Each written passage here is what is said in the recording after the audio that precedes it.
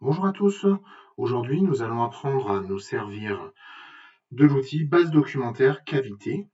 Cette base documentaire constitue la première étape vers la mise en place du SIG risque cavité, qui est constitué donc du composant base documentaire permettant d'accéder aux sources utilisées pour la cartographie des cavités diverses et variées présentes sur le territoire de la collectivité, du deuxième composant qui est la banque cavité à proprement parler, reprenant la cartographie complète des cavités souterraines en présence sur le territoire, et enfin d'un troisième composant que sont tous les éléments de type signalement, diagnostic, travaux associés à ce milieu souterrain sur le territoire de la collectivité.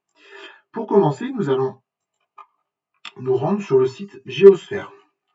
Ce site va donc nous permettre d'accéder relativement facilement au tableau de bord qui nous permet de traiter les différents documents associés à la base documentaire. On va cliquer donc sur le menu thématique et on se rend dans le menu risque. Ici dans le menu risque, je vois un menu banque cavité, on va cliquer dessus.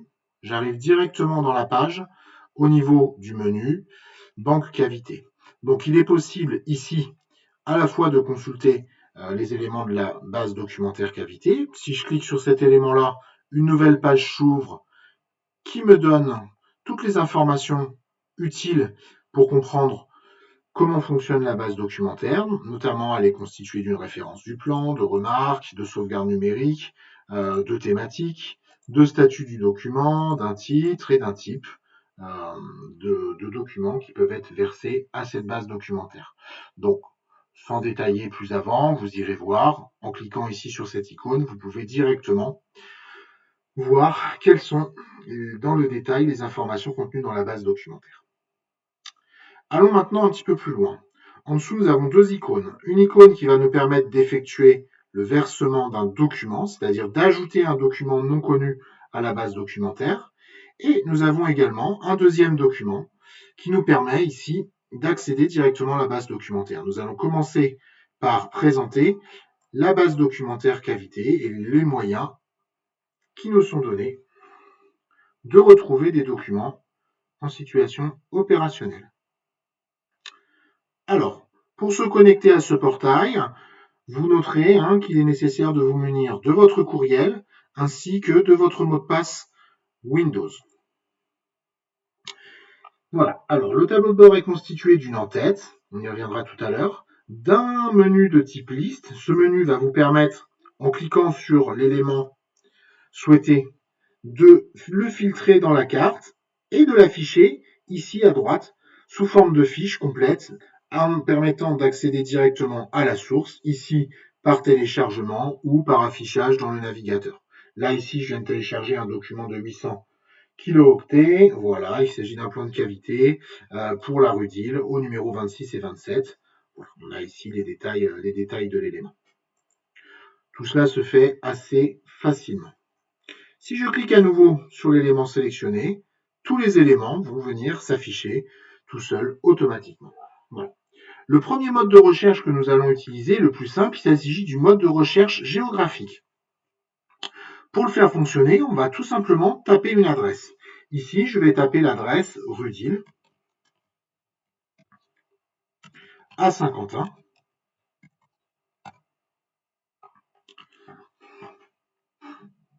Et l'outil va me localiser directement au niveau de la rue d'Île à Saint-Quentin. Voilà. Je suis donc rue d'Île à Saint-Quentin. Alors, il m'a centré dans la rue, il ne va pas chercher un secteur particulier, il nous a mis en plein milieu de la rue.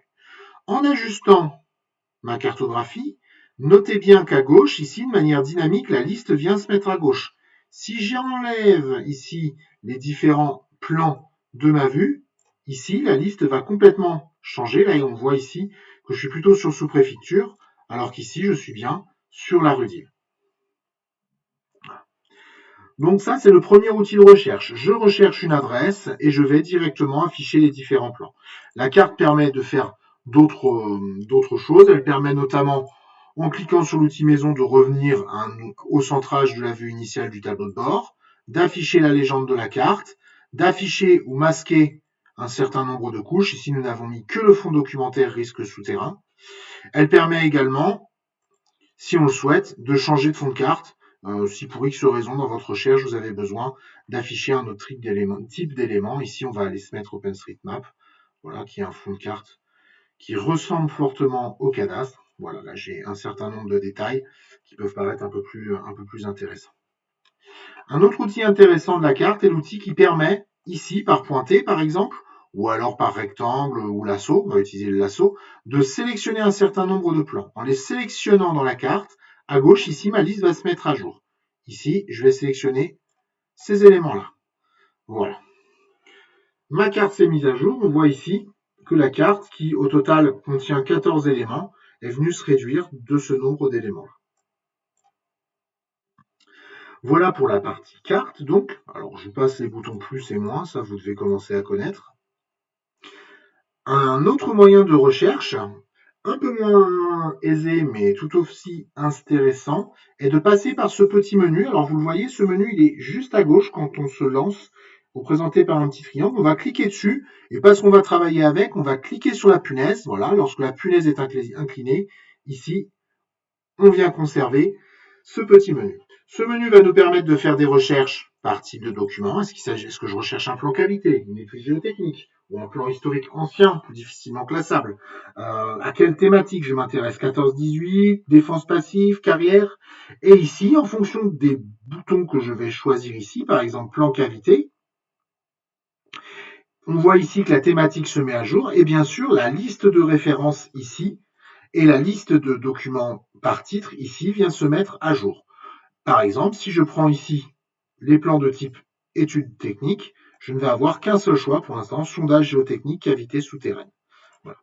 À partir du moment où je sélectionne un élément ici, voilà, il vient se mettre, voilà, dans la liste, tout seul, et il peut ensuite, ici, être directement consulté. On en voit l'emprise grossière qui est dessinée, ainsi que d'autres éléments, l'aperçu. Et on va pouvoir, en cliquant sur ce petit bouton-là, l'afficher plus largement au niveau de sa description. Là, ici, on recherche le document Ruraspail 2018. La recherche ne devrait rien donner puisqu'on n'a pas encore intégré le document. Voilà. Mais si on tape un autre nom de document, je prends par exemple un plan de cavité de défense passive, j'en prends un au hasard, celui-ci. Voilà, rue Marc Delmas. Quand je vais aller consulter le document, il va me le retrouver par le titre de la référence et me proposer directement d'afficher les détails de l'élément à l'intérieur du portail Géosphère. Voilà. Donc on se rappelle, le petit outil œil permet d'avoir un accès directement ici à l'item avec ces petits éléments. Et il permettra aussi, on le voit ici, si nécessaire, d'afficher plus tard la galerie associée.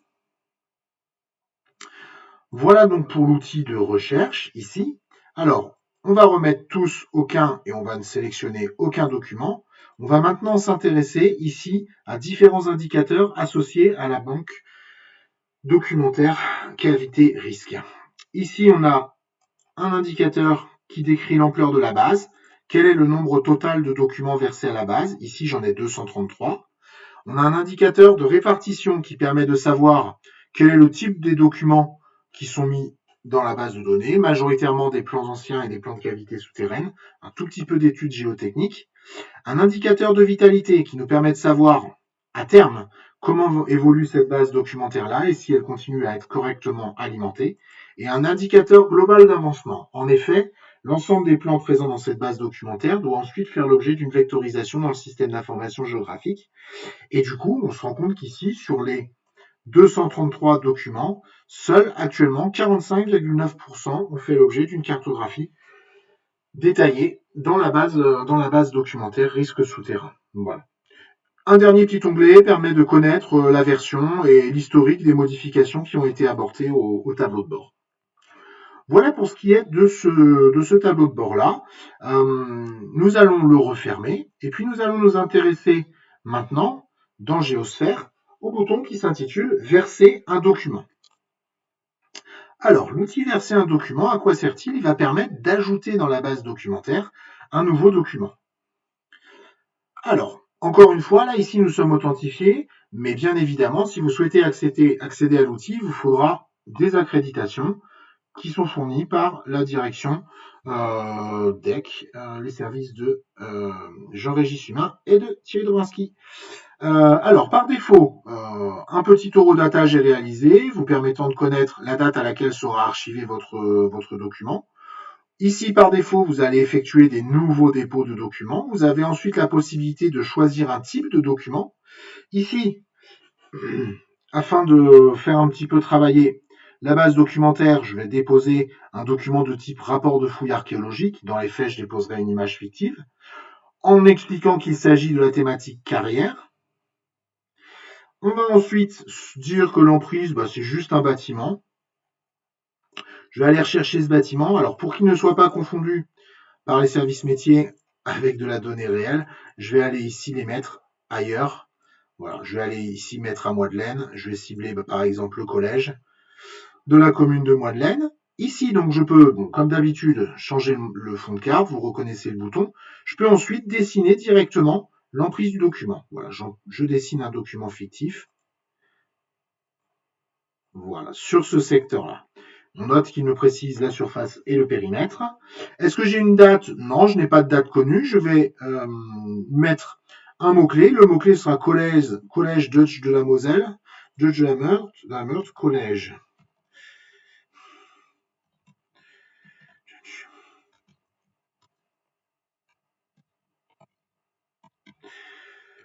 Voilà.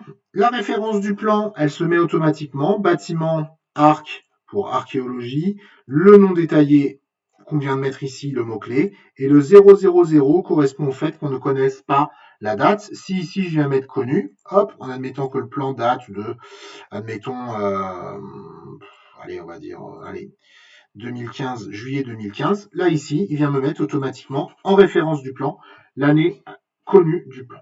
Le plan n'est pas géoréférencé, je vais mettre un titre. Ceci est un document fictif, sous-titre.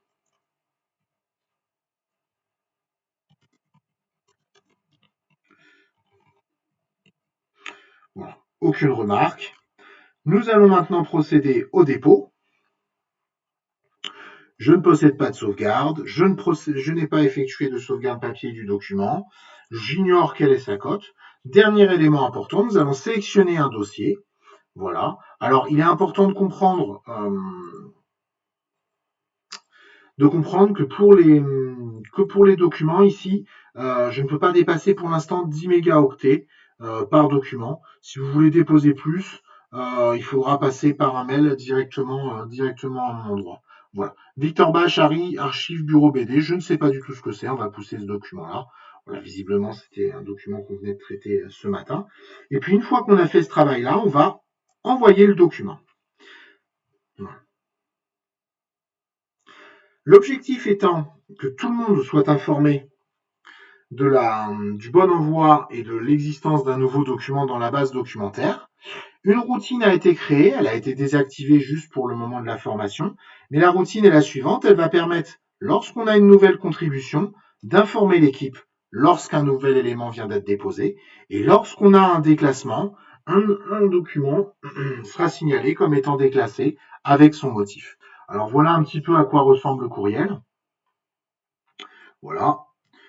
On voit ici donc que l'envoyeur, que l'émetteur, c'est moi-même. La liste des personnes à qui est transféré le document, astreinte technique, etc., etc., etc. Un mail court disant qui a partagé le nouveau document, un intitulé, ainsi que le nom du document, le type du document, et pour finir, un petit lien qui va permettre directement de consulter ce document dans la base documentaire. Voilà. Voilà, c'est tout pour cet outil. Nous allons réactiver la routine avant de clôturer ce tutoriel. Et puis, nous vous souhaitons une bonne fin de journée à tous et espérons que vous vous servirez de cet outil avec bonheur. Bonne fin de journée et donc à la prochaine. Au revoir.